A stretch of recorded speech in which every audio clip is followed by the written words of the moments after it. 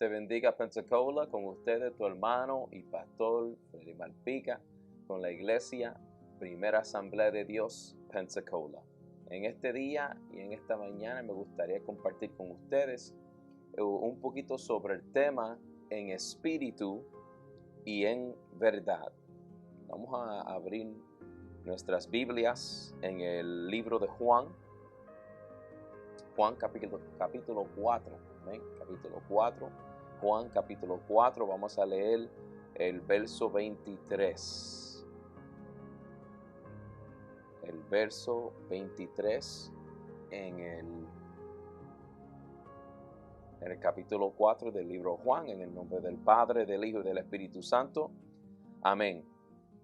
Pero la hora viene y ahora es, cuando los verdaderos adoradores adorarán al Padre en espíritu y en verdad. Gloria a Dios, aleluya. Padre, te pedimos esta mañana, Señor, que tú abras nuestras mentes y nuestros corazones, Señor, que tú guíes este próximo tiempo, Señor. Este tiempo que vamos a compartir, Señor, que tu presencia esté aquí con nosotros, Señor, y en todo sitio donde se encuentran las personas que estén oyéndonos, que estén sintonizados con nosotros, Señor. Toma control de su ambiente, de su corazón, de su mente, Jehová.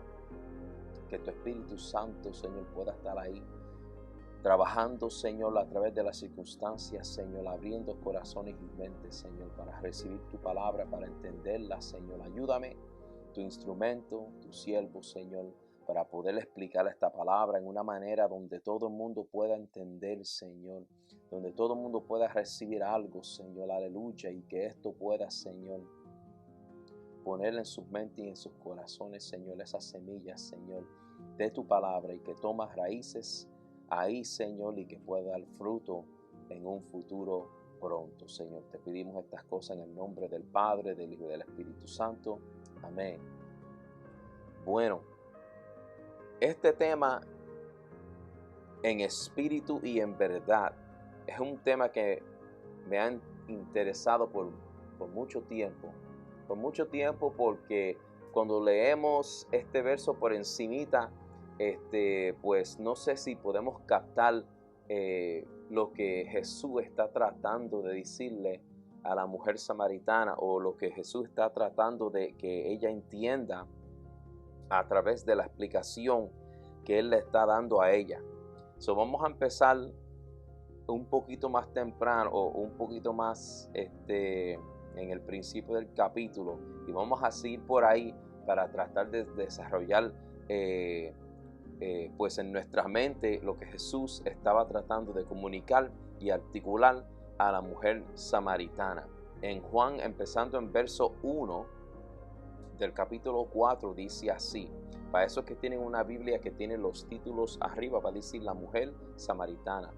Dice aquí: por tanto, cuando el Señor supo que los fariseos habían oído que Él hacía y bautizaba más discípulos que Juan, aunque Jesús mismo no bautizaba sino sus discípulos, salió de Judea y partió otra vez para Galilea, y tenía que pasar por Samaria. Okay. El principio de este capítulo 4 obviamente continúa en lo que estaba pasando en el capítulo 3, pero lo importante aquí es que Jesús, sabiendo que Él tenía que ir de un sitio para otro para que los fariseos no pudieran ser un obstáculo para su ministerio y para que Él pudiera seguir adelante, pues cumpliendo con lo que Dios había puesto en sus manos, con lo que Dios había puesto en su corazón, con el propósito desde que antes la fundación del mundo, Dios ya había puesto en acción para que Jesús pudiera seguir adelante para cumplir esta misión. Él necesitaba salir de Judea y partir hacia Galilea. Pero en el verso 4 hay un énfasis donde Jesús dice, o Juan está explicando de lo que estaba pasando en esa situación, y decía, y tenía que pasar por Samaria. Esto para esos que no entienden la cultura de ese tiempo, a lo mejor no tienen mucho conocimiento de lo que pasaba, pues los judíos y los samaritanos no se llevaban para nada. No se llevaban para nada porque los judíos miraban a los samaritanos como si ellos fueran unos ciudadanos de segunda clase, porque la raza judía había sido mezclada, no era pura en samaritana, porque si miramos a la historia bíblica, cuando Israel fue pues conquistada y dividida, pues esa área de Samaria fue una área donde los que se quedaron después de que fueron conquistados, ellos fueron divididos, ¿verdad? Pues ahí es donde sacamos la historia de los tres jóvenes que pasaron por el horno de fuego y todas esas cosas, ¿verdad? Porque en 3 diferentes divisiones fueron sacados de Israel. Pero punto es que Babilonia, cuando ellos venían a atacar, ellos separaban a todo el mundo para que la gente no se unieran para atacarlos a ellos y entonces tratar de tener pues la venganza o tratar de liberarse, ¿verdad? So, ellos dividían, sacaban los más fuertes y los más inteligentes, los sacaban a todo el mundo y los dividían y dejaban pues lo que ellos veían como que no tenían pues mucha habilidad para hacer resistencia, eso es lo que dejaban. Pero entonces ellos traían esclavos y diferentes gente de Babilonia y de otros sitios que ellos habían conquistado y los traían para que se mezclaran ahí en otros sitios donde ellos habían conquistado, o sea, en este ejemplo es Israel, y entonces pues ellos convivían ahí hasta que Babilonia soltara, ¿verdad? O hasta que su conquistador soltara la tierra o se quedaba así para siempre. Pues a lo que pasaba esos 70 años, pues obviamente esa gente que fueron introducida a Israel, pues empezaron a tener pues familias con los judíos y ellos tuvieron niños y sigue así procreación, ¿verdad? Así sigue la familia creciendo. Entonces pues cuando los judíos pudieron regresar a Israel, pues se encontraron con los samaritanos o la gente que estaban viviendo en Samaria, y por miedo de que Dios dejara que ellos cayeran en las manos de las tribus de las áreas alrededor, ¿verdad? De la gente y de las ciudades paganas, porque eso fue parte del castigo de ellos, ¿verdad? Por la desobediencia, Dios dejó que ellos cayeran en las manos de sus enemigos. Y sus enemigos son gente pagana, obvio, porque los judíos eran los únicos que tenían los oracles de Dios, ¿verdad? Los únicos que tenían las escrituras de Dios, el Antiguo Testamento, y que estaban, pues, ellos eran los únicos que creían en nuestro Dios, ¿verdad? Esa palabra, esas escrituras no habían salido a los gentiles todavía, ¿verdad? En ese tiempo nada más los judíos lo tenían. Y entonces, pues, ¿qué pasa? Pues, teniendo miedo que ellos hubieran sido atacados otra vez, pues entonces ellos se separaron completamente de los samaritanos y los consideraron a ellos, pues por decir, no judíos de verdad. Ya no eran puros, ya eran mezclados, ya eran otra cosa. Para ellos no eran judíos y pues eran samaritanos. Y entonces ellos evitaban a ellos como locos. O sea, los judíos evitaban a los samaritanos como locos. Entonces, que si ellos tenían que ir para un sitio, punto A, punto B, y si Samaria estaba en el medio, ellos daban la vuelta larga para llegar a su destino, solo para no tener que pasar por Samaria. Entonces, cuando Juan está escribiendo y él dice, y tenía que pasar por Samaria, ¿verdad? Porque está hablando de lo que Jesús está pensando, ¿verdad? Porque dice en verso 1, por tanto, cuando el Señor supo, ¿ve? Él está explicando lo que Jesús estaba pensando. Y entonces dice así, y tenía que pasar por Samaria. Entonces, pues eso es algo que no es normal. O sea, Jesús, para decir que él tenía que pasar por ahí, era porque había algo súper importante. Algo bien importante, parte de su misión. Era algo que no se podía evitar. Entonces, Esto es importante para entenderlo porque lo que esta historia entre Jesús y la mujer samaritana, si él hubiera estado sujeto a esas costumbres, por decir, de los judíos en ese tiempo, esa conversación nunca hubiera pasado. Nunca.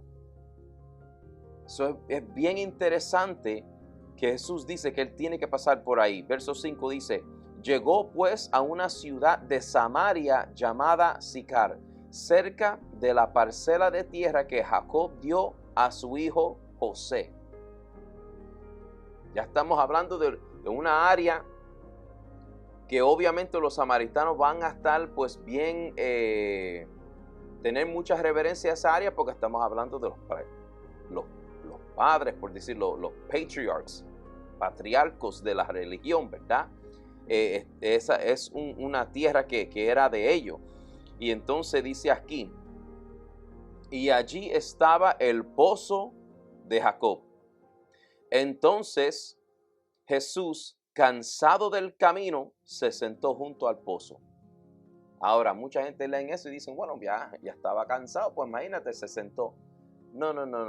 Acuérdate que él fue para allá con un propósito y por fin llegó a su destino. O sea, él llegando a ese pozo no fue un accidente. Él llegando al pozo fue al propósito, porque ya Jesús sabía con quién él tenía que hablar y para qué. Entonces él estaba cansado, entonces ¿por qué no paró antes del pozo? ¿Por qué él siguió adelante hasta llegar a ese pozo, específicamente el pozo de Jacob? Con un propósito. Entonces cuando leemos esto no podemos leerlo como si es una historia y nada más te están diciendo que pues como nosotros que los estamos caminando por ahí, los cansamos, pues paramos en cualquier sitio, compramos un refresco y lo que sea. No, esto no es así. Él fue ahí con un propósito y cansado y todo, no paró hasta llegar a su destino, al destino que tenía en la mente. O sea, no Galilea, pero el destino antes de llegar a Galilea, que es Samaria, y en este sitio específicamente. Entonces dice, era como la hora sexta. Ok, la hora sexta es el mediodía. Acuérdense que el día, cuando ellos explican el día empieza a las 6 de la mañana. En esos tiempos el día era de 6 de la mañana a 6 de la noche y la noche de 6 de la noche a 6 de la mañana. ¿Entiende? Ellos dividían el día en dos partes de 12 horas. 12 horas de día y 12 horas de noche. ¿Okay? So la hora sexta, pues de 6 horas, 6 por 6 son 12, es el mediodía. Entonces el sol está súper fuerte, porque es el mediodía, súper fuerte. Y pues al fin del día no hace sentido que él encontrara a alguien ahí. Especialmente esta mujer de Samaria, dice aquí el verso 7. Una mujer de Samaria vino a sacar agua. Esto, otra vez, si lo lee así plenamente, no hace sentido. Perdón, si lo lee plenamente, no te va a ¿cómo se dice? A prenderle el bombillo de interés por tratar de explicarme, ¿verdad? Porque ustedes saben que el español todavía estoy aprendiendo español y estoy tratando de mejorar eso y mejorar mi vocabulario para explicarme mejor. Pero para decírtelo así, pues no hace sentido que una mujer llegara al pozo al mediodía. Porque la costumbre ella era, número uno, en ese tiempo, todas las mujeres de la ciudad, cuando iban a buscar agua, se iban juntas. Porque eso era parte de su vida social, ¿verdad? Hoy en día todo el mundo se mete en el Facebook, ¿verdad? Pues en esos días todas las mujeres, cuando era tiempo para recoger agua, que era parte de lo que se tenía que hacer todos los días, ¿verdad? Porque necesitamos agua para lavar los trastes, para cocinar, para limpiarnos el cuerpo, ¿verdad? Pues parte de la rutina, parte de lo que se tenía que hacer todos los días era ir a buscar agua, porque acuérdense que ellos están en el desierto, ellos no tienen una pluma, ¿verdad? En su baño, en su casa, ellos no tienen eso. Entonces, pues, todas las mujeres iban para allá temprano. La costumbre era llegar temprano, no cuando el sol estaba en sus horas más fuertes. Ellos iban temprano, toditas juntas, buscaban agua y después se iban para atrás, para la ciudad. Entonces, pues la mujer samaritana, ya estamos viendo que ella está buscando agua en una hora rara, que no es parte de la costumbre, y está sola. Una mujer nunca debe de estar sola. En esos tiempos siempre había alguien con ella. Si no eran otras mujeres, era un hombre. Pero ella fue sola en el mediodía, en el puro calor, a buscar agua. Y entonces dice aquí, y Jesús le dijo, dame de beber. Suena como algo súper simple, pero acuérdense, otra vez, en las costumbres de antes, un hombre no hablaba con una mujer, en público especialmente. En privado se hablaba con una mujer si era como tu hermana, tu esposa, tú sabes, un familiar. Pero una mujer que tú no conoces, eso no se hacía, porque la costumbre de antes era que un hombre judío se reservaba de hablar con una mujer, especialmente una mujer que no era nada de él, porque por causa de que no se viera mal, por causa de que no hubiera ninguna mala interpretación de la interacción entre el hombre y la mujer. Tú sabes, había muchas reglas. Acuérdase que la ley tenía más de 600 y pico leyes. Había muchas cosas de las costumbres de antes que ellos no podían hacer, y parte de eso es esto. Jamás un hombre que no tiene ninguna relación o ninguna comunidad con una mujer le preguntaría nada en el público, y especialmente un judío a un samaritano. ¿Por qué? Porque no se llevan. No se llevan. Y pues eso es lo que ella dice. Entonces en el verso 8 ya dice, pues en el verso 8 está explicando, pues sus discípulos habían ido a la ciudad a comprar alimentos. Ok, Juan está explicando que Jesús estaba solo. Y entonces, como vamos a ver ahorita, que la mujer samaritana lo menciona, pero al fin del día Jesús no tiene nada para poder agarrar la agua él mismo.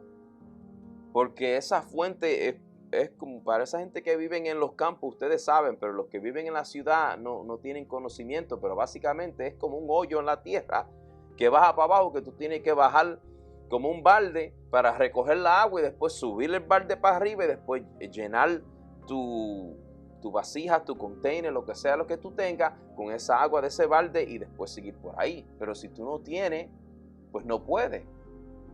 Entonces, pues el verso 8 te explica que los discípulos se habían ido y Jesús estaba solo. Entonces en el 9 dice, entonces la mujer samaritana le dijo, ¿cómo es que tú, siendo judío, me pides de beber a mí, que yo soy samaritana? ¿Tú ves? Porque ella se quedó como en shock. Ella dice, pero ¿cómo va a ser? Primeramente un hombre me está hablando a mí en público, que no debe estar hablando, ¿verdad? Y también para hacerlo más raro, pues un judío, que los judíos nunca hablaban con ellos porque ellos supuestamente no eran limpios, tú sabes, no eran puros. Entonces, pues dice aquí en los paréntesis del verso, dice, porque los judíos no tenían tratos con los samaritanos, ¿ve? Entonces, verso 10, respondió Jesús y le dijo, si tú conocieras el don de Dios y quién es el que te dice, dame de beber, tú le habrías pedido a él y él te hubiera dado agua viva. Ya Jesús está al grano, ¿verdad?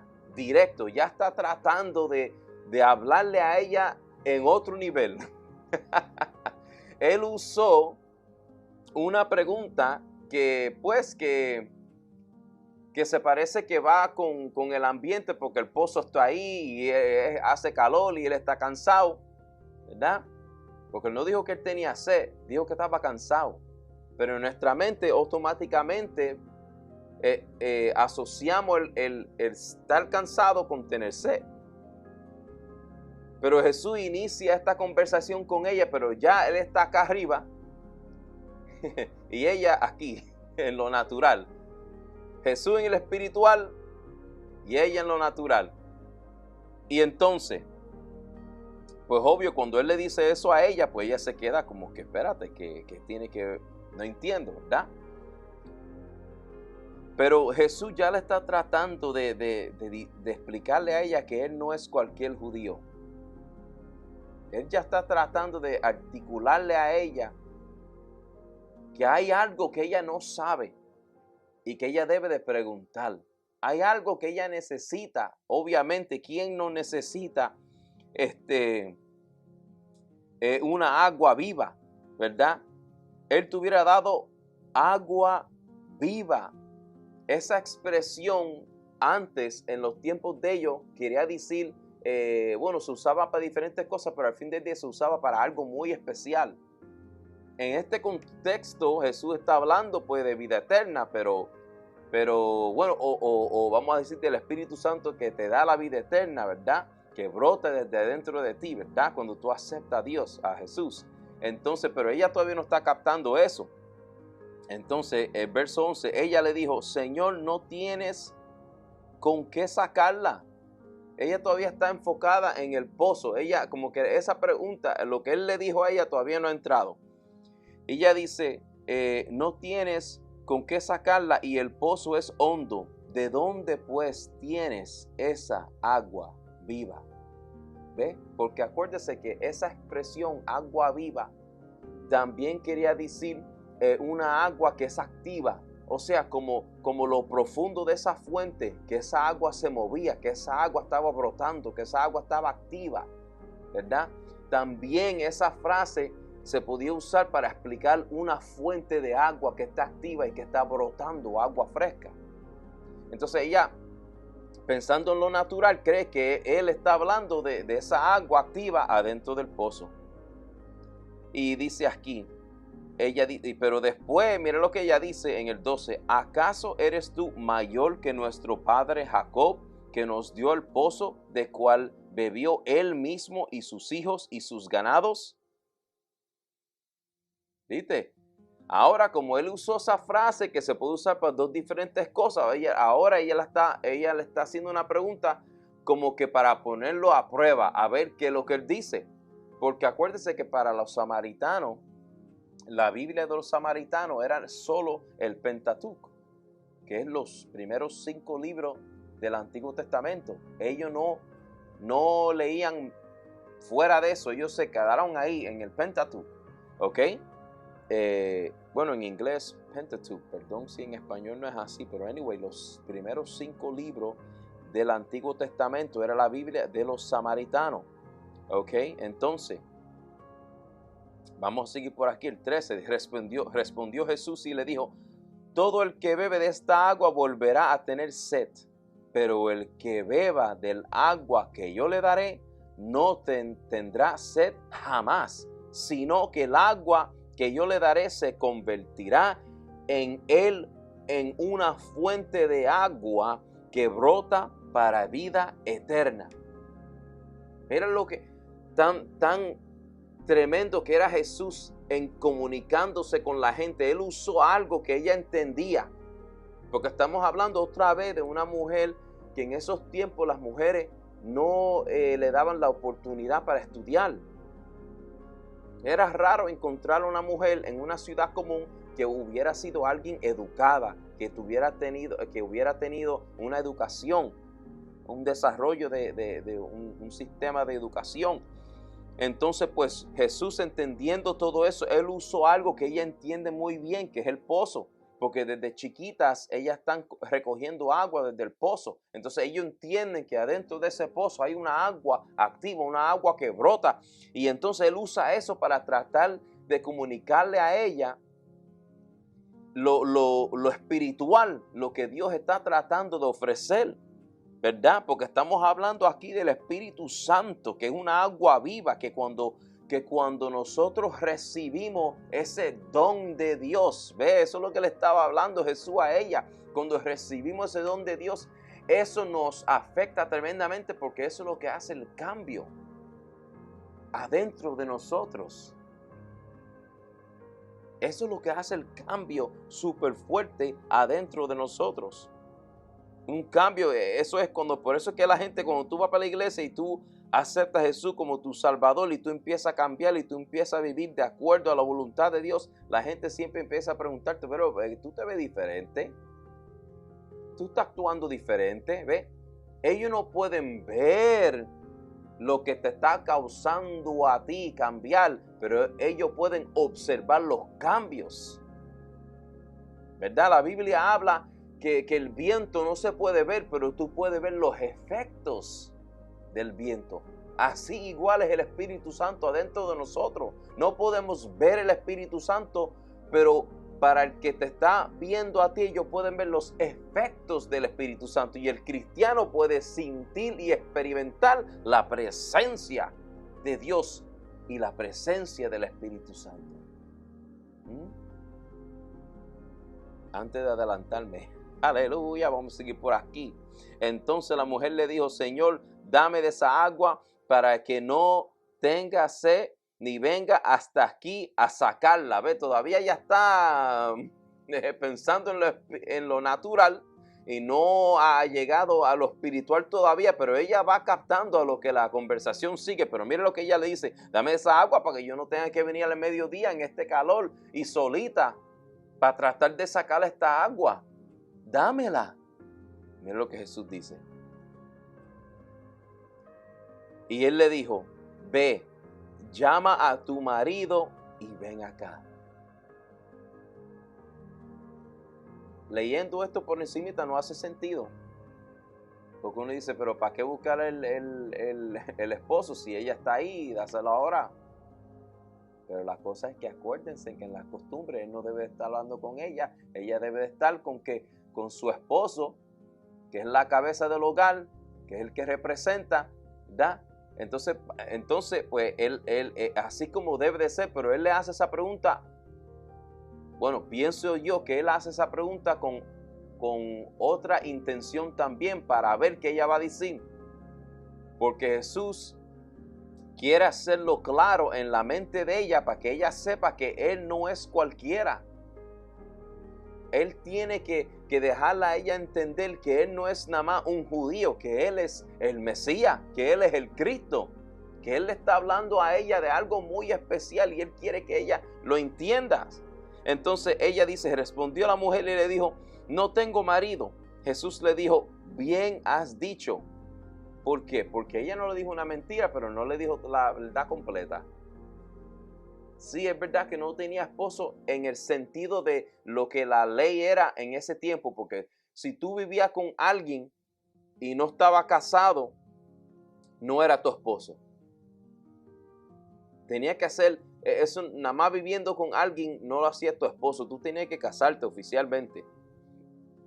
Y entonces Jesús le dice,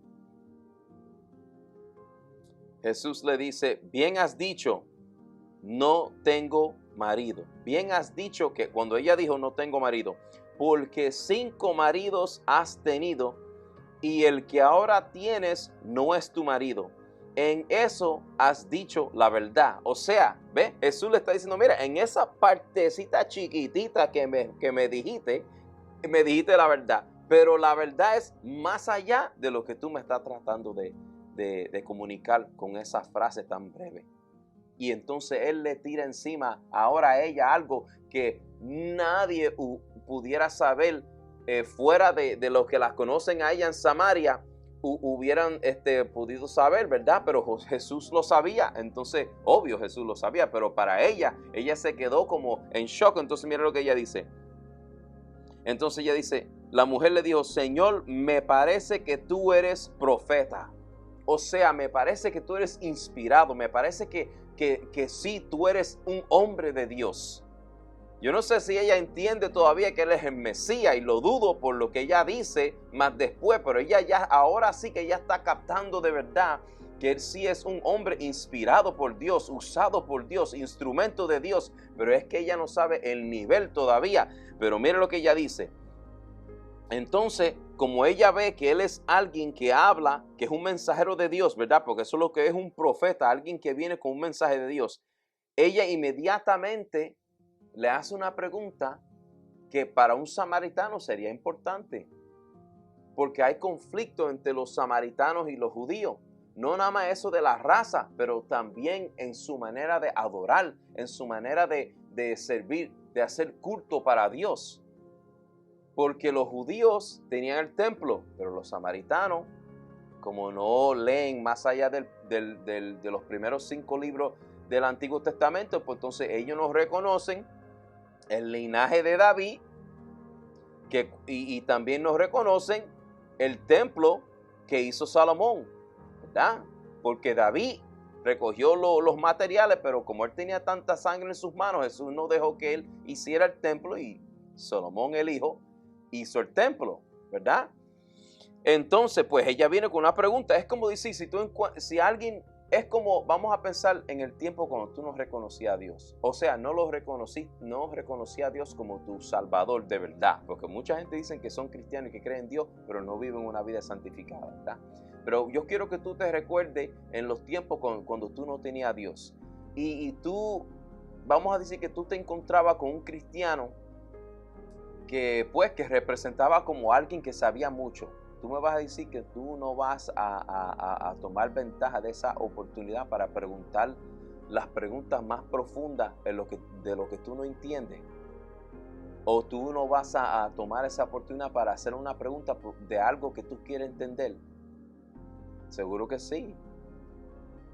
Toda duda yo hubiera preguntado. Entonces esto es lo que la mujer hace. Ella dice, nuestros padres adoraron en este monte. ¿Ok? Y vosotros, o sea, los judíos, decís que en Jerusalén está el lugar donde se debe adorar. ¿Ve? Ella quiere saber la verdad, y como Jesús se parece en los ojos de ella como alguien que viene de Dios, que sabe, pues ella quiere clarificar eso. Obvio, ella tiene duda en su corazón. Ella estaba buscando verdad. Y ella le dice a él, entonces, ¿a dónde es que debemos de adorar? ¿En el templo o en el Mount Gerizim? Y me perdonan que yo no sé cómo decirle eso en español, pero básicamente en la montaña donde ellos adoraban. Los samaritanos tenían su lugar donde ellos adoraban a Dios, porque supuestamente, de acuerdo a los samaritanos, ahí donde estaba la presencia de Dios, en esa montaña, ¿verdad? Por eso es que Jesús fue a ese pozo, específicamente el pozo de ¿qué? De Jacob, en el parcel, o sea, en la tierra que fue dado a ellos de un patriarca, ¿ves? Es que Jesús está zafado. Él sabía todas estas cosas, brother, pero él fue allá con esta misión.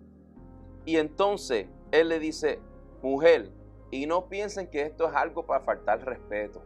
Es que acuérdense que el Nuevo Testamento fue escrito en griego, y a veces cuando tú haces una traducción de ciertas palabras al español o al inglés, y más todavía que acuérdese que esto fue traducido de griego a inglés y de inglés a español. A veces es difícil articular lo que se está tratando de decir 100%. Entonces, cuando él dice mujer, no es con falta de respeto, ¿okay? No es así. Pero él dice, mujer, créeme, la hora viene cuando ni en este monte ni en Jerusalén adoraréis al Padre. Mira, él no fue para explicar el porqué así en detalle, pero de lo inicio, él tumba eso y le deja a ella saber, mira, esto ni importa. Y mira, vosotros, o sea, los samaritanos, vosotros adoráis lo que no conocéis. ¡Wow! Y después dice, nosotros, los judíos, nosotros adoramos lo que conocemos, porque la salvación viene de los judíos. Esto puede confundir a cualquiera si no está poniendo atención a lo que se está diciendo y entender la historia detrás de todo esto. ¿Ok? Entonces él dice, ustedes samaritanos adoran a lo que no conocen. Eso no quiere decir que los samaritanos no eran cristianos. Eso no quiere decir que los samaritanos no creían en Dios. Lo que él está diciendo es que como ellos no quieren leer más allá de los 5 libros del Antiguo Testamento, pues ellos no entienden ni reconocen que el Mesías va a venir del linaje de David. Ellos no saben esa parte, no entienden, ellos están estoqueados porque ellos están todavía pensando en ese verso cuando Moisés dijo que iba a venir alguien que le iba a explicar todas las cosas a ellos, y ellos llamaban eso el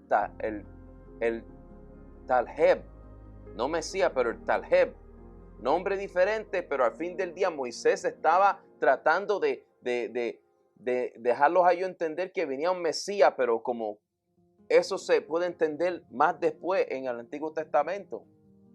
Entonces, por eso es que él le dice eso a la mujer. Él le dice, ustedes están adorando lo que no conocen. O sea, el objetivo de su adoración debe de ser a Dios y para el Cristo que viene. ¿Ve? Entonces, por eso es que él dice que la salvación viene de los judíos. ¿Por qué? Porque viene de un linaje de adentro de los judíos. O sea, el Cristo iba a venir de adentro de los judíos. Entonces dice, pero la hora viene y ahora es. Aquí donde se pone bien bueno. Espérate. Aleluya. Porque aquí donde empezamos. Pero la hora viene. Vamos, ahí hay un coma, ¿ok? Ahí hay una pausa. Pero la hora viene, o sea, el momento en cuando las promesas que estaban en el Antiguo Testamento, en todo lo que el Antiguo Testamento estaba tratando de preparar a la gente a entenderlo. O sea, ellos sacrificaban animales, pero es que el sacrificio último o el sacrificio perfecto venía en forma del Cristo.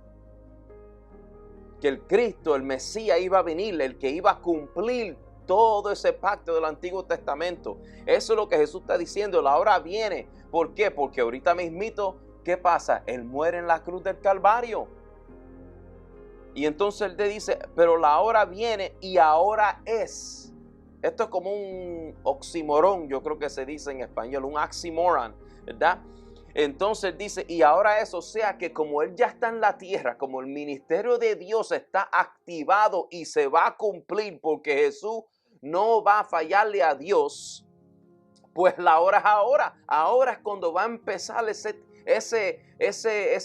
esa nueva forma de adorar a Dios, que va a ser en espíritu y en verdad. Adorar a Dios en espíritu y en verdad. Esa hora viene y ya es, o sea, viene porque Él no ha muerto todavía en la cruz, pero ahora es porque Él está en la tierra. Ya Él había nacido, ya Él está predicando, ya viene el momento y el momento viene, pero ya. Por eso dice, pero la hora viene y ahora es, cuando los verdaderos adoradores adorarán al Padre en espíritu y en verdad.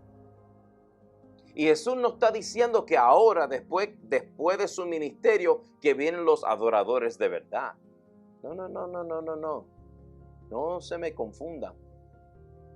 Jesús está diciendo que los adoradores, empezando cuando Él cumpla su misión y al fin del día hasta cuando Él esté ahí, porque o sea, empezó ahora que Él está vivo predicando en el medio de su ministerio, esa nueva manera para adorar a Dios ya básicamente está activada. Por eso es que Él está explicando esto.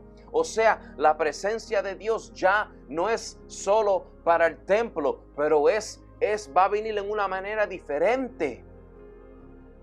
Y esa manera es adentro de ti y adentro de mí y adentro de la mujer samaritana y adentro de cualquiera que recibe Jesús como su Salvador.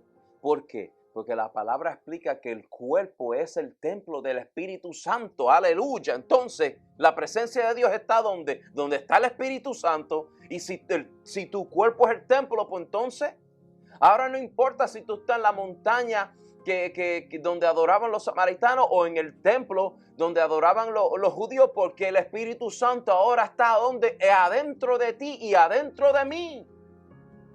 Aleluya. Entonces él le dice,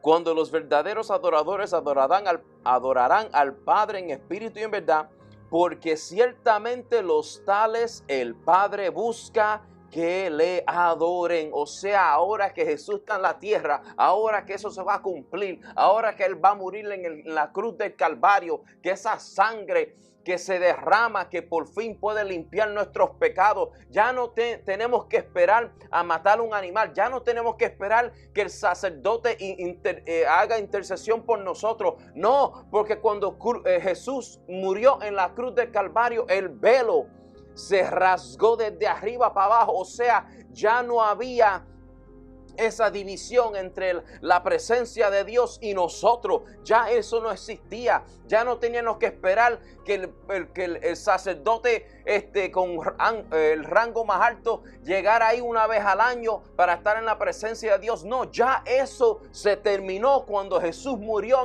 en la cruz del Calvario, porque ahora esa sangre es la sangre que nos limpia a nosotros y que quita el pecado, y que Dios separa ese pecado en una manera más allá del oeste al este, y entonces nosotros podemos tener esa comunión con Dios, podemos experimentar esa presencia con Dios. Ahora no necesitamos hacer las cosas como estaban en el Antiguo Testamento, porque ya eso ha sido cumplido, y ahora viene el momento donde Dios está buscando a esos que estén adorando, ¿de qué? En espíritu y en verdad. ¿Pero qué es eso? En espíritu y en verdad. ¿Qué es eso? Vamos a ver. Verso 24 dice: Dios es espíritu, y los que le adoran deben adorarle en espíritu y en verdad. Jesús está explicando, dice que Dios es espíritu, o sea, Él está haciendo énfasis que Dios no es un hombre como Él en ese momento, o un humano como la mujer samaritana. Él no es hecho de carne. Él es espíritu, no un espíritu en el medio de otros espíritus. No. Es que Dios es espíritu, el Dios de los dioses. Entonces le dice: y los que le adoran deben de adorarle en espíritu y en verdad. Ok, pero ¿cómo hacemos eso? ¿Cómo es que lo hacemos? Aleluya. Ay. Esto es lo que tenemos que entender. Esto es lo que tenemos que tomar, pero súper seriamente. Vamos a mirar a unos versos en la Biblia.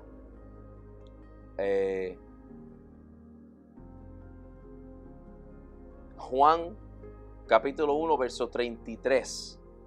Bueno, podemos empezar desde antes de eso, rapidito, porque yo sé que se está haciendo largo el video y me perdonan, pero es que esto es importante. ¿Cómo es que podemos adorar en espíritu y en verdad? Juan capítulo 1, verso 1. En el principio existía el verbo. En el principio, o sea, antes de la fundación, cuando era solo Dios. Dios es un Dios trino. Dios Padre, Dios Hijo y Dios Espíritu Santo. Pero antes que Dios Hijo había nacido aquí en la tierra, Dios Hijo era ¿qué? Verbo. Porque ¿qué? La palabra dice que todo fue hecho a través de ¿quién? Te lo voy a leer. Aleluya. En el principio existía el verbo, y el verbo estaba con Dios, y el verbo era Dios. Ve, Dios, como un matrimonio. Un matrimonio es ¿qué? Hombre y mujer, esposo y esposa hacen un matrimonio. Dos gente hacen una cosa, un matrimonio. Pues Dios es Padre, Verbo, Espíritu Santo, hacen un Dios. Para que me lo entiendan, ¿ve? Así es como trabaja la cosa, ¿ok? Dios, Verbo, Espíritu Santo hacen Dios. Esposo y esposa hacen un matrimonio. Así es. Entonces, por eso es que dice, y el Verbo era Dios. Él estaba en el principio con Dios. Todas las cosas fueron hechas por medio de Él. ¿De quién? De el Verbo. Todo fue hecho a través de el Verbo, y sin Él, el Verbo, nada de lo que ha sido hecho fue hecho. en él estaba la vida, y la vida era la luz de los hombres. No no, la Biblia dice que la palabra de Dios es lámpara para mis pies. Gloria a Dios, aleluya. La palabra, el verbo es luz. Gloria a Dios, aleluya. Y la luz brilla en las tinieblas y las tinieblas no la comprendieron. O sea, la luz es brillante hasta aquí en el mundo. Por eso es que predicamos las palabras. Por eso es que predicamos, Señor, de Jesús. Por eso es que predicamos de todas estas cosas. Pero los que no quieren aceptar a Jesucristo como su Salvador, ellos son las tinieblas y no quieren dejar que esa luz ahí alumbre adentro de sus vidas. Ellos se quieren quedar en las tinieblas. Hay algunos que deciden quedarse en las tinieblas porque quieren. Y hay otros que están en tinieblas porque no saben todavía. Por eso es que la misión de Jesús aquí en la tierra es tan importante. Y por eso es que Pablo le decía a la gente, sean como Jesús. Hasta más todavía Pablo dijo, sea como yo, porque yo imito a Jesús. Pablo, ¿qué hacía? Él vivía para Dios. Él vivía para la misión que Dios le puso en las manos. Que Jesús, cuando le habló, le dice, ¿por qué me persigue? Y cuando Jesús le dio ese ministerio, Él vivía y murió para ese ministerio. La Biblia dice que nosotros tenemos que ser imitadores de Jesús, imitadores de Dios. O sea, ¿quién nos enseñó a nosotros cómo Dios es aquí en la tierra? Jesús. Cuando tenemos que ser imitadores de Dios, somos imitadores de Jesús. Y Jesús dio todo para cumplir la misión. Pablo dio todo para cumplir la misión. Y entonces, si la Biblia dice que nosotros tenemos que ir para las 4 esquinas para predicar la palabra, pues entonces, ¿por qué nosotros estamos sentados en la casa? ¿Cómo vamos a traer la luz a las tinieblas si no los paramos y hacemos lo que Dios pide? ¿Estamos muriendo? ¿Estamos poniendo a Dios como prioridad en nuestras vidas? Para cumplir como Jesús cumplió, para cumplir como Pablo cumplió, para poder tener momentos así como Jesús tuvo con la mujer samaritana, explicándole estas cosas para que esa luz por fin brilló adentro de ella. Y vamos a ver eso bien claro ahorita mismito. Espérate, que ay. Espérate, Santo Jesús. Bueno, es que vamos a leer de eso ahorita, pero mira lo que dice. Entonces, vino al mundo, o sea, el verbo, vino al mundo un hombre enviado por Dios. ¿Qué hombre? Jesús. Ahí es cuando el verbo fue encarnado aquí en la tierra. Ese es el hombre que enviaron. Y dice, cuyo nombre, me adelanté. Primero están hablando del testigo que hablaba del verbo encarnado. Perdón, es que yo, me pongo, I get excited y yo sigo por ahí. Entonces, Entonces vino al mundo un hombre enviado por Dios cuyo nombre era Juan. Este vino como testigo, ¿ve? ¿Por qué? Porque la costumbre antes era que antes que viniera el rey, aleluya, antes que viniera el rey, mandaban mensajeros primero al destino donde iba a ir el rey. ¿Para qué? Para ser testigo de que el rey venía, para darle ese mensaje, para que la ciudad se preparara para recibir el rey. Gloria a Dios, aleluya. Mira cómo, Santo Jesús, es que mandaban el mensajero para que la ciudad se preparara para recibir el rey. Eso es lo que Dios hizo, por eso es que mandó a Juan como testigo para testificar de la luz. ¿Quién es la luz? Jesús, a fin de que todos creerán por medio de él, para que todos crean por medio de él, o sea, por medio de Jesús, no María, Jesús. Creer en Dios a través de quién? Jesús. No la mamá de Jesús, Jesús. Verso 8 dice, no era él la luz, o sea, el testigo no era la luz, sino que vino para dar testimonio de la luz. Existía la luz verdadera que al venir al mundo alumbró a todo hombre. Ve, cuando vino Jesús al mundo, alumbra a todo hombre. En el mundo estaba y en el mundo fue hecho por medio de él. Ve, espérate, no brinquen, porque ¿qué fue la promesa en Génesis después del pecado? Que la semilla de la mujer, no la semilla del hombre, la semilla de la mujer. Aleluya. ¿Por qué? Porque en María, cuando el Espíritu Santo y Dios vinieron y el Verbo vinieron sobre ella, ellos usaron la semilla de la mujer fertilizada a través del Espíritu Santo. Aleluya. Por eso es que dice que y el mundo fue hecho por medio de él y el mundo no le conocías. Perdón. Estoy brincando demasiado. O sea, todo fue hecho por el Verbo. Y el Verbo hizo al mundo. Y el Verbo hizo a nosotros. Lo hizo a nosotros. Él es el creador de nosotros. Dios el creador de todas las cosas. Y Jesús manifestándose aquí en la tierra como Dios, el representante de Dios, obvio, pero en carne. Vimos a Dios en carne aquí en la tierra a través de Jesús, y con todo y eso no le creímos. No le creímos. Lo que te dije ahorita de la semilla de Eva sí es correcto, pero brinqué de este verso. Pero también otra vez María fue el instrumento para usar la semilla de ella para que Jesús pudiera ser nacido aquí en carne. Pero esa semilla fue activada a través del Espíritu Santo. Por eso es que María estaba llena de gracia, mi gente. Estaba llena de gracia cuando, mira ese verso. Ese verso dice que María llena de gracia cuando ella estaba embarazada, brother. Estaba llena de gracia cuando estaba embarazada. Dio luz y ya. María es como nosotros. María necesita a Jesús igual como nosotros.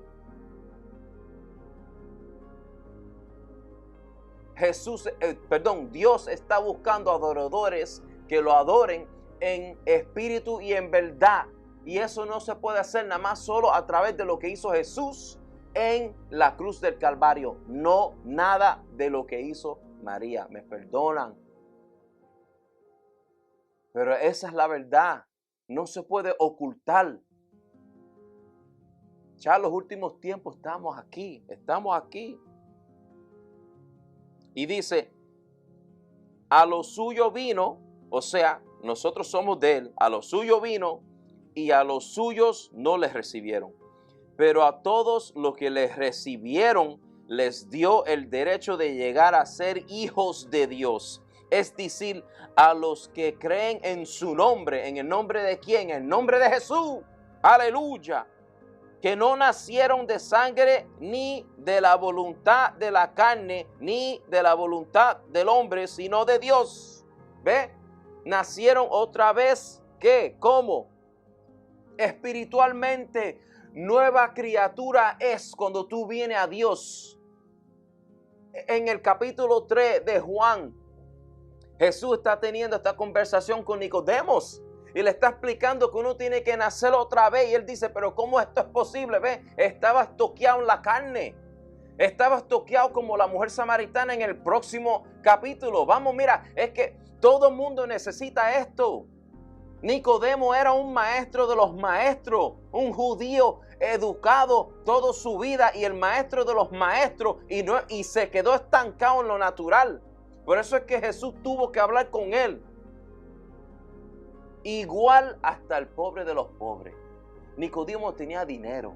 Nicodemo tenía fama.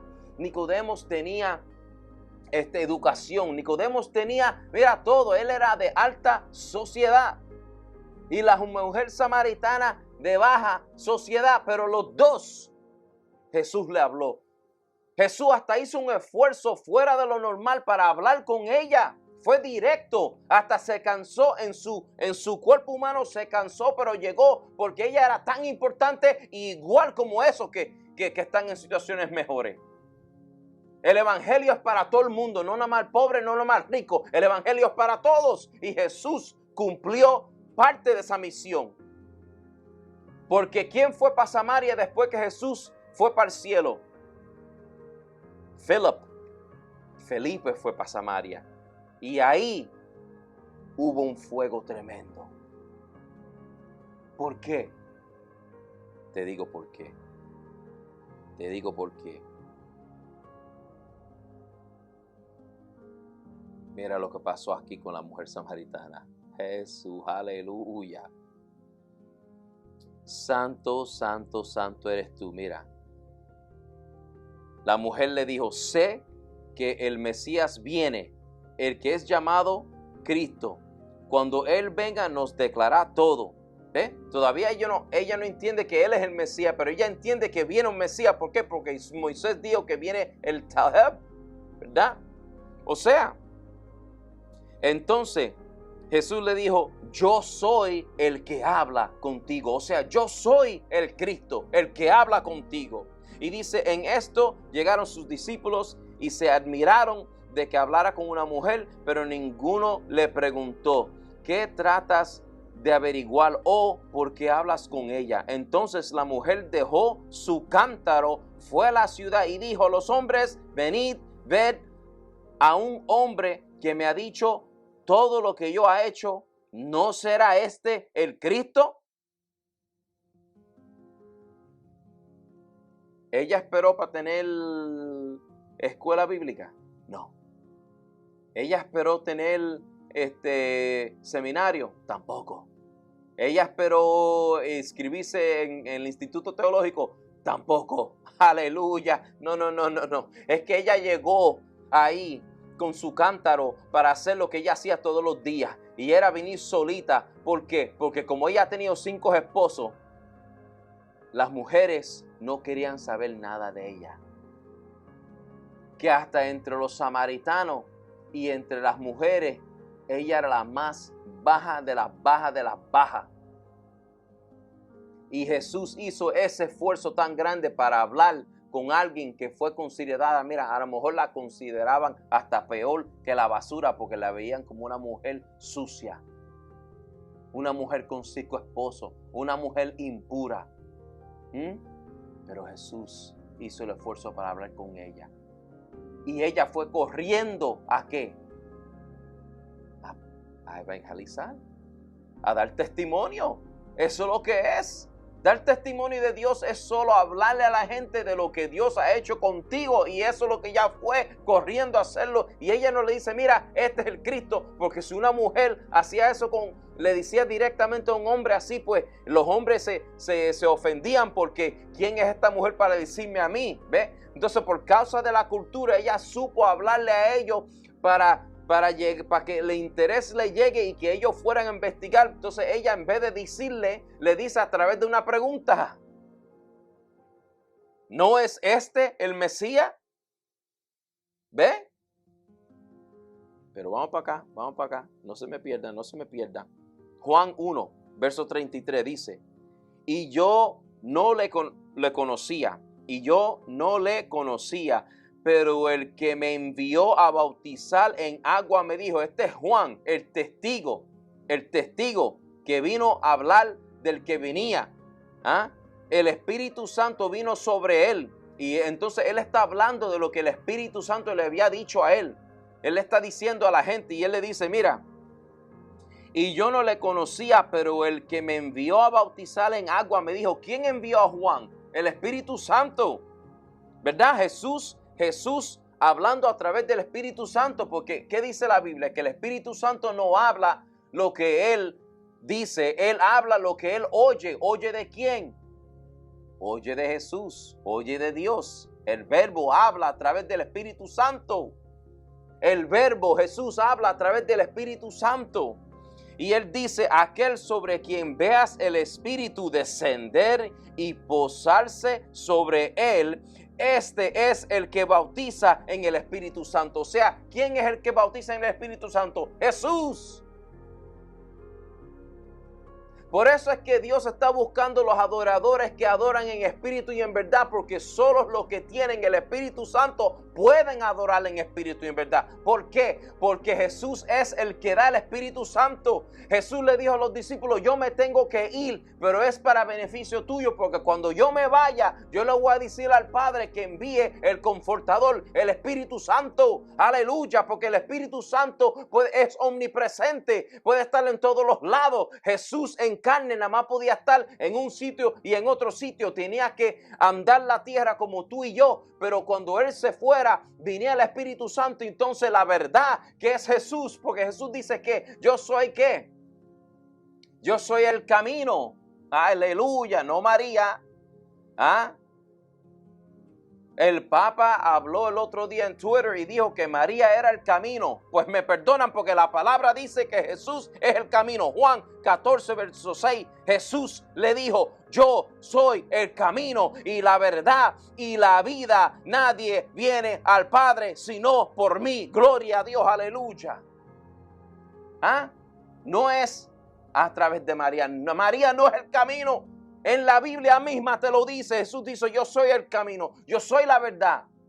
Jesús bautiza en el Espíritu Santo y ¿qué? Y habla a través del Espíritu Santo, y es la verdad. Entonces, sin el Espíritu Santo tú no puedes dar culto para Dios en espíritu y en verdad, porque no tiene ninguna de esas cosas. O sea, cuando tú vas a adorar a Dios en espíritu y en verdad, eso es una cosa.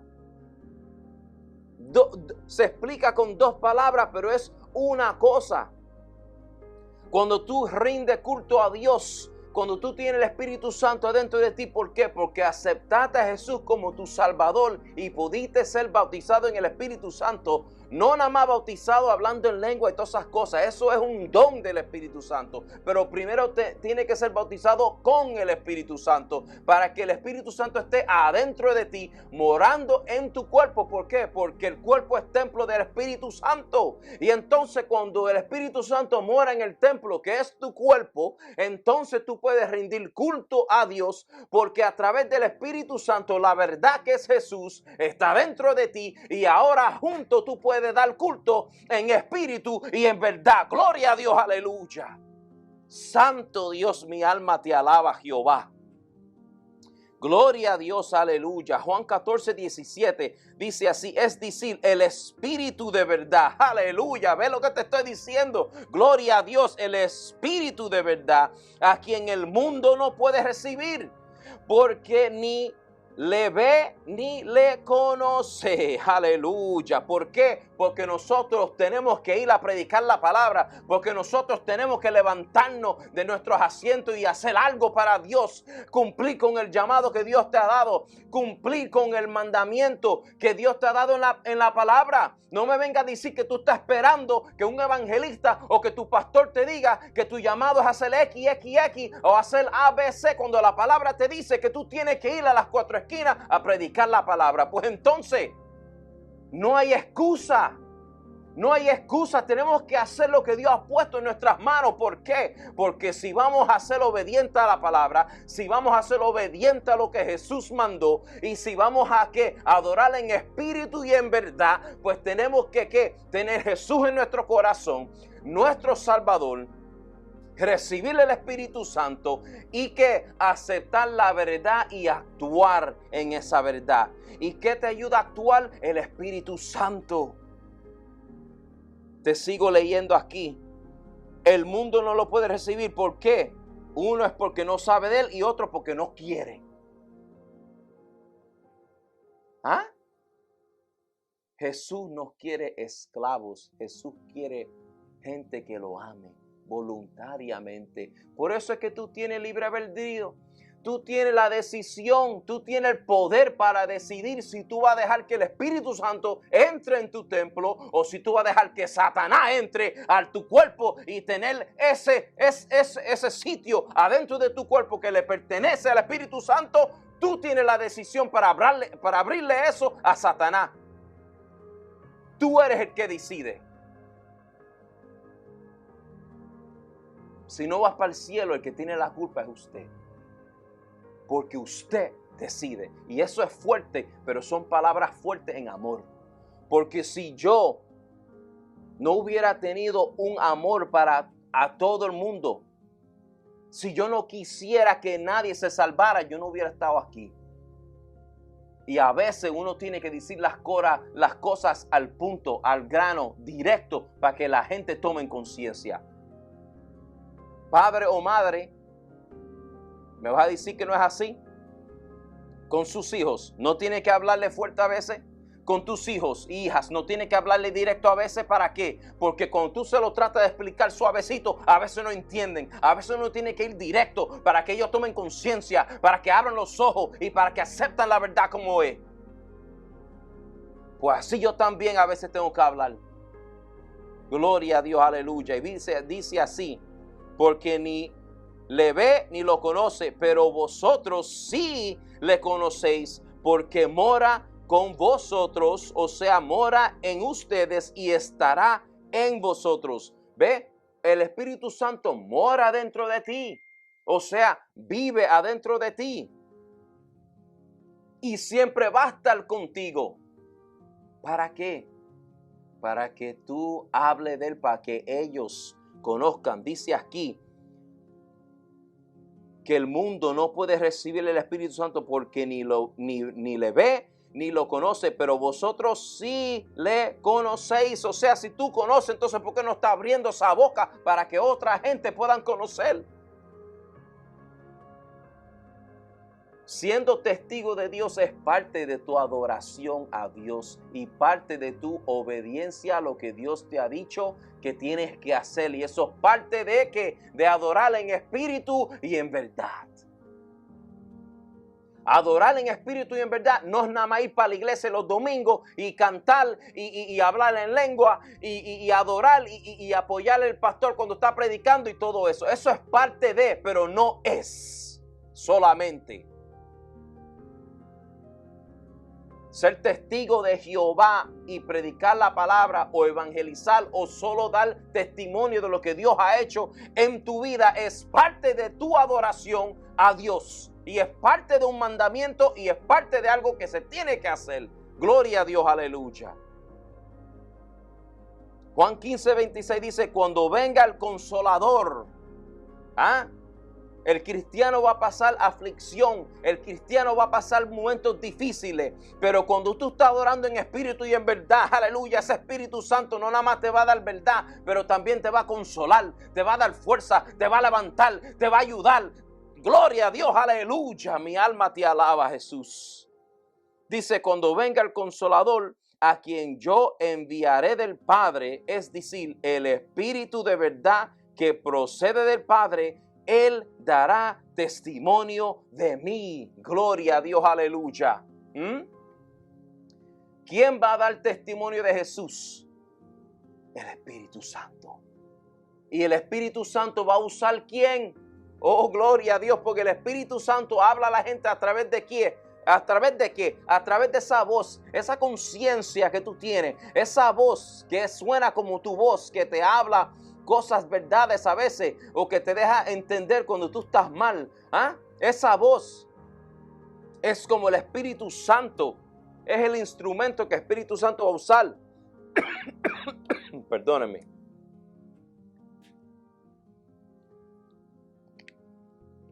El Espíritu Santo va a usar a ti. Así es como va el testigo, usándote a ti. ¿O no somos instrumentos de Dios? A ver, dime tú. ¿No somos instrumentos de Dios? Porque si somos instrumentos de Dios es para ser usados por Dios. ¿Y cómo somos usados por Dios? A través del Espíritu Santo. Y no se puede tener el Espíritu Santo ¿hasta qué?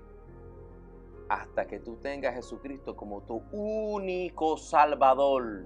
Oye, la palabra dice tener a Jesús como tu único Salvador. O sea, ahí no entra nadie más. Ahí no puede entrar María. María no es tu Salvador, no es tu Salvador. No es el mediador entre tú y Dios. El mediador entre tú y Dios es Jesús. El único Salvador.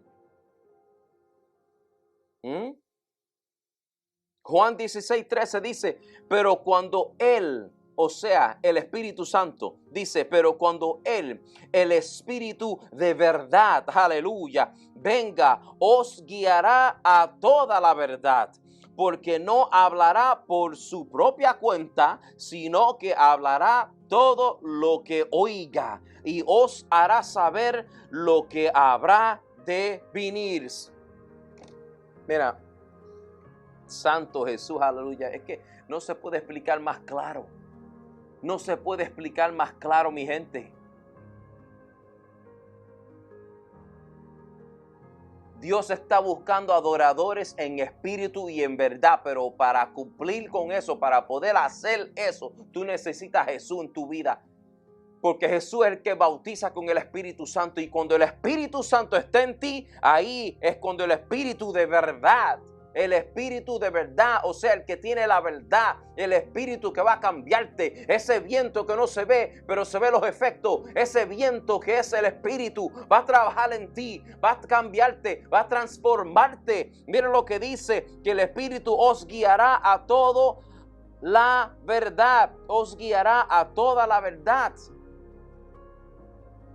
No es que te va a hacer santo inmediatamente, no, pero te va a guiar a través de ese proceso. Por eso es que la palabra dice, y mucha gente que predican dicen que tenemos que santificarnos. Pues obvio tenemos que santificarnos. ¿Cómo? A través de ese proceso, a través de siempre estar en presencia, a través de tratar de vivir una vida santificada, una vida humilde, o sea, en eso de las cosas de no pecar. De no pensar que tú eres el mero mero. De no pensar que tú estás en niveles altos. Mira, deja eso, brother. Cada uno de nosotros somos siervos y esclavos a Dios. Voluntariamente esclavos de Dios. Usados por el Espíritu Santo para hacer lo que Dios quiere aquí en esta tierra. Eso no importa que tú seas un Nicodemo del mundo de hoy, o que tú seas similar a la mujer samaritana hoy en día. Eso no importa. Los dos necesitaban de Jesús. Los dos recibieron palabra de Jesús y los dos tuvieron que hacer una decisión de aceptar o negar. Y eso cae en usted. Y eso cae en mí. Y eso cae en todo el mundo. Tenemos que decidir y después actuar. Y dejar que el Espíritu Santo haga los cambios dentro de nosotros. Y dejar nuestra vida ser moldeada a través de la voluntad de Dios. Y esa voluntad de Dios está expresada en la palabra.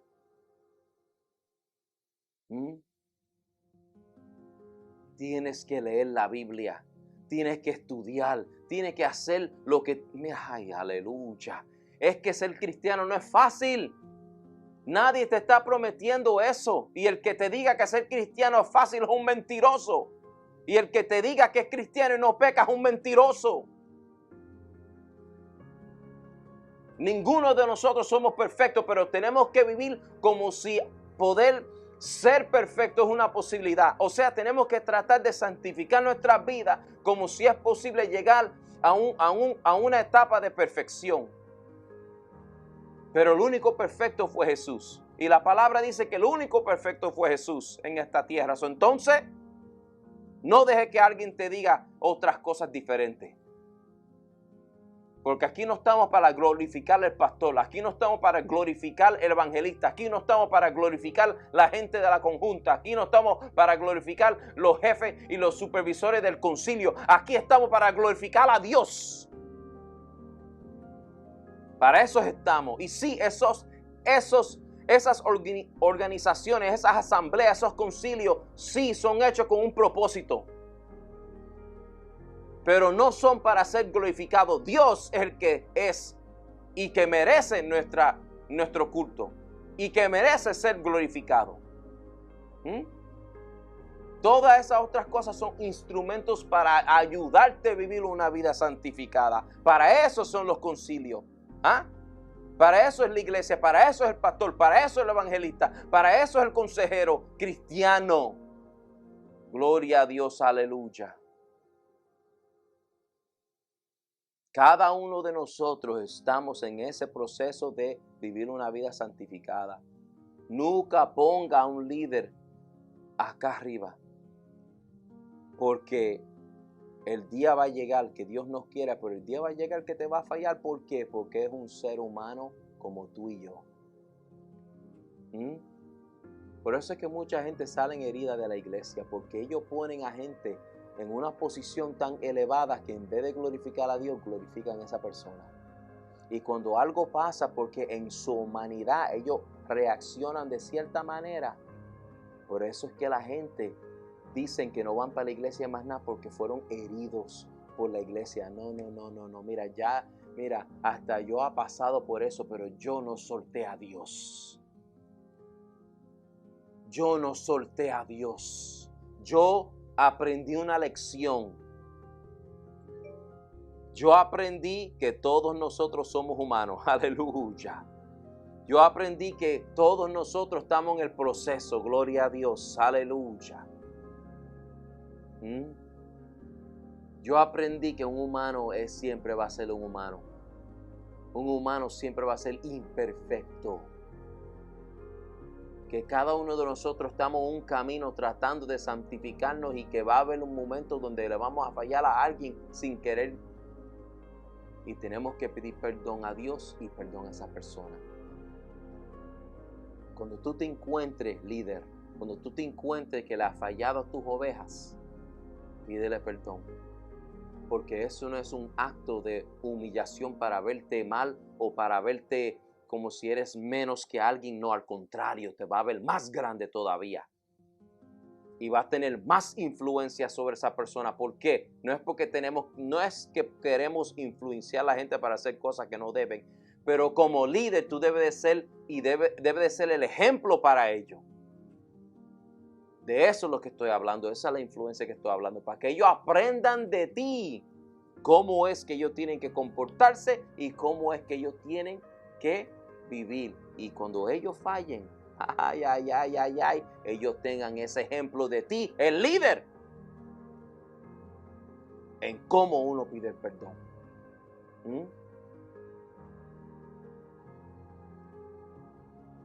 Solo porque un ser humano te ha hecho daño no quiere decir que Dios tiene la culpa.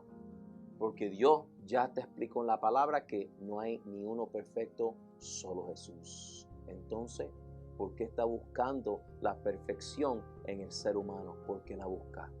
¿Por qué la busca si no existe? El único que es perfecto es Jesús. Busca a Jesús. Pon tu fe en Jesús. Pon tu confianza en Jesús. Pon todas las cosas en las manos de Jesús. Aleluya. Padre, gracias, Señor. Aleluya. Gracias por esta palabra. Gracias por este mensaje. Gracias, Señor. Gracias, Señor, que es un placer ser instrumento tuyo y es un regocijo ver los frutos de la palabra tuya, Señor, y de lo que tú haces a través de nosotros, Señor. La honra y la gloria es para ti, Jehová, aleluya. La honra y la gloria es para ti, Jehová. Gracias, Señor. Gracias, Señor, aleluya. Si hay alguien que está oyendo este mensaje, Señor, y no conoce de ti, y no es, Señor, lo que por definición decimos que es cristiano, Señor, en este momento yo quiero que tú los toques, Señor, aleluya. Que tú los dejes saber que sí, tú, Señor, tú tienes los brazos abiertos para cada uno de ellos, Señor. No importa lo que ellos han hecho en su pasado, Señor. Que ellos entiendan que el pasado no se puede cambiar, pero de este momento en adelante eso sí se puede cambiar para que el fin, para que el destino de nuestra vida pueda ser de acuerdo a tu voluntad, Jehová. Que ellos puedan pedirte perdón. Que ellos puedan, Señor, recibir a Jesucristo como su único Salvador, Señor. Oh, Santo Dios, que ellos reconozcan, Señor, que son pecadores, pero en recibir a Jesús como su Salvador, la sangre del Cordero los limpia y los hace a ellos, Señor, nueva criatura, Señor, cambiado por el Espíritu Santo, cambiado por la verdad, Jehová. Cámbialos, Señor, ayúdalos. Gloria a Dios, aleluya. Gracias, Jehová. Gracias, Señor, aleluya. Guíanos, ayúdanos, cúbrenos, acampa sobre todos nosotros, Señor. Te lo pedimos, Señor, en el nombre de Jesús de Nazaret. Amén, amén y amén. Dios me lo bendiga y nos vemos la semana que viene, si Dios quiere.